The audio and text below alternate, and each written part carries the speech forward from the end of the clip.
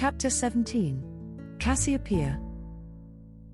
History demonstrates that the human condition is such that people will conform within the constraints of any societal construct given appropriate incentives. Atrocities have been carried out by some of the gentlest of individuals if those actions are sanctioned and required by the framework of their society. Likewise, men and women have been known to perform great feats of self-sacrifice when their society places a value upon those actions. Thus, I am frequently awed at what was created here in Estolia.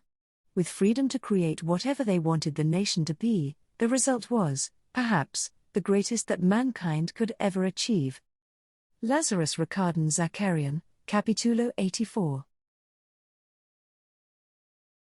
Zeke pulled another robe out of the chest at the foot of the bed and handed it to Lilane. "Come," he said to both of them, "our obligations are not yet at an end." She shrugged into the robe. Isaiah looked troubled, grim. When his eyes met hers, his features transformed into a reassuring smile. He extended a hand to her, and they followed the three other men. Her first impression of Zeke was that he was a pale duplicate of his older brother, Isaiah. In the 4 days since she met him, he had changed, matured, grown into his own identity. Particularly after the strange exchange in Isaiah's bedroom. When they reached Cassie's room, they knocked once before entering. Morgan was in bed with Cassie. The king said, "Monsieur Luc Dumaine, would you care to explain yourself?" Morgan smiled at Cassie before saying, "Cassie tells me she has captured my soul and we are bound for all eternity together." Theo responded, his words clothed in steel. "She cannot capture your soul. But she can keep it for you if you give it to her. The one thing she cannot do, Morgan Luc Dumaine, once you give your soul into her keeping, is give it back." Morgan did not look at all disturbed. "I do not want it back. I knew if I touched her, I would be tied to her for all eternity." He smiled fondly at the woman in bed with him. The king spoke again, "I cannot countenance my daughter leaving Estolia. Many do leave, to keep the island from overpopulation.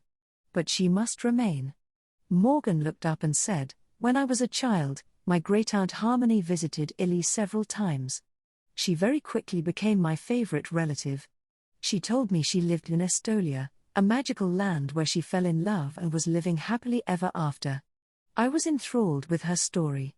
I wanted to go to Estolia, find love, and live happily ever after too. 8 months ago, I turned 30, and the desire to visit my great-aunt became overpowering, until finally I had to act on it. I wished to remain here forever with Cassie and embrace the Estolian faith." The clock chimed the hour. Theo suggested, "We will bring the 4 of you to the temple, and in 7 days we will hold a double ceremony." Leo smiled at his oldest son and then at his daughter.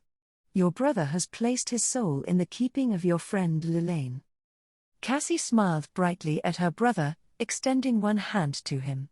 "The blessings of Zacharias come thickest to those who honor his vision most completely," she quoted.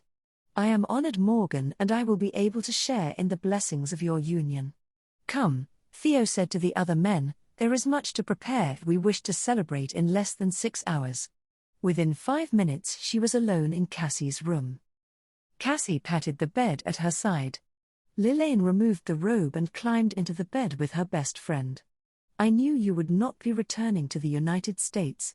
Eduardo has a very special perception. Did you think I would marry your brother?" Cassie nodded.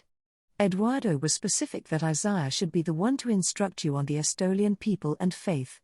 Uncle Theo had concerns about you, but his blessing was everything any woman would want. He said multiple times throughout that you were worthy of the honor." "Your brother almost rejected me," Lilane revealed. Cassie sat up, a look of horror on her face. "Before or after you took his soul?" She lost the color in her cheeks in distress. "After.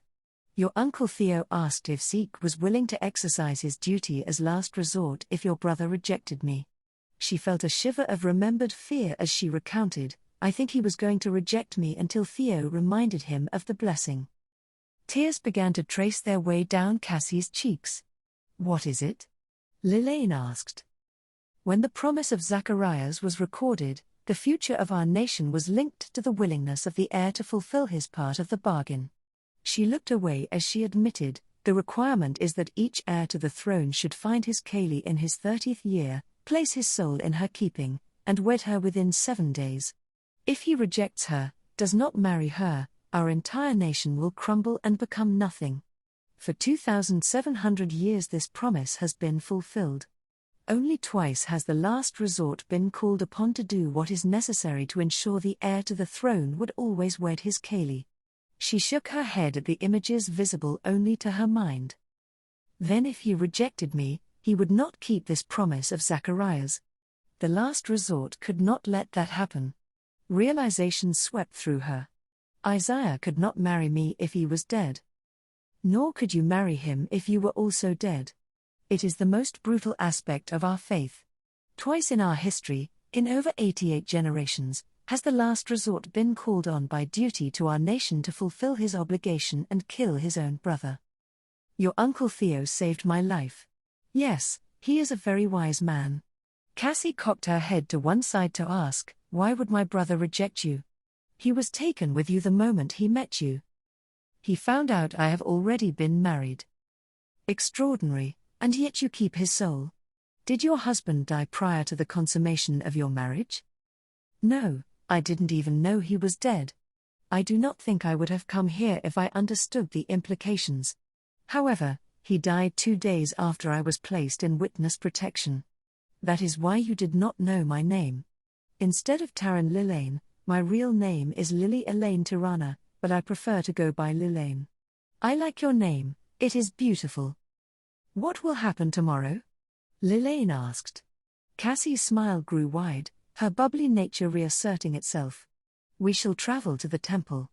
Once a man of Estolia gives his soul into the keeping of his Kaylee, they must spend 7 days in seclusion. After 7 days, we will have a ceremony and become tied together until time itself ceases to be. It seems to me that in Estolia things are sort of backwards when compared to the rest of the world.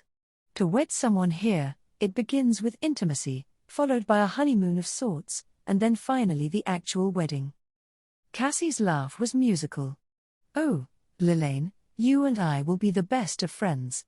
Consider, to an Estolian it is inconceivable to marry someone who has not already shared intimacy with them. The rest of the world does things most backwards compared with the logical way it happens here in Estolia.